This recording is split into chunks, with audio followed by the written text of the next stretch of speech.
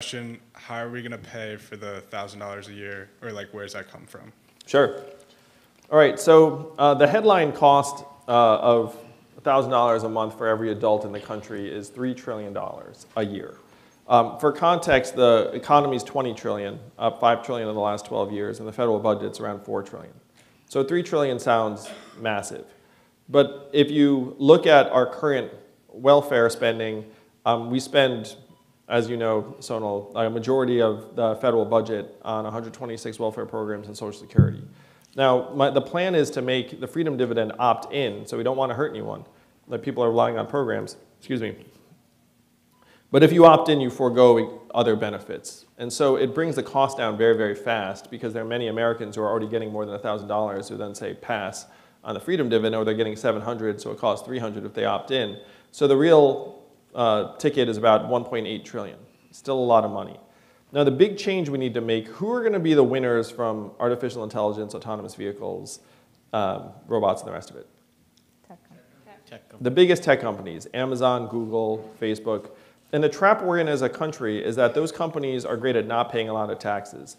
How many of you saw that Amazon paid no taxes last year despite having record profits? Netflix, same thing. Our income tax system is very, very poorly designed to capture revenue from multinational tech corporations. So what we have to do is we have to join every other industrialized economy in the world and implement a value-added tax that would give the American public a sliver of every Amazon transaction, every Google search, every robot truck mile. And because our economy is so vast now at $20 trillion, a value-added tax at even half the European level generates about $800 billion in new revenue. Now, this is when the magic happens.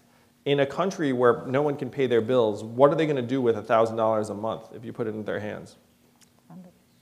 They're going to spend it. They're going to spend it on tutoring and food for their kids, the occasional night out, car repairs they've been putting off at the local hardware store, and that money is going to circulate into the economy. It's going to grow the consumer economy by 8 to 10%. It's going to create 2 million new jobs. And then we get back about $400 billion of that value in new tax receipts, because that's what happens when the economy grows. We're going to save $100 to $200 billion on things like incarceration, homelessness services, emergency room health care. And then we're going to be investing over $1 trillion in making our children and people healthier, better nourished, better educated, mentally healthier. And at least one study showed that it would increase GDP by $700 billion if we eradicated poverty in this country. So you end up getting back about $1 trillion in a combination of economic growth, cost savings, and value gains by having a stronger, healthier population.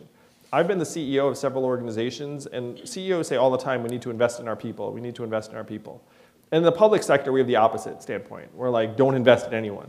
Like, just try and spend as little as possible. And then we end up paying for it on the back end anyway because they hit our institutions in much more costly and destructive ways.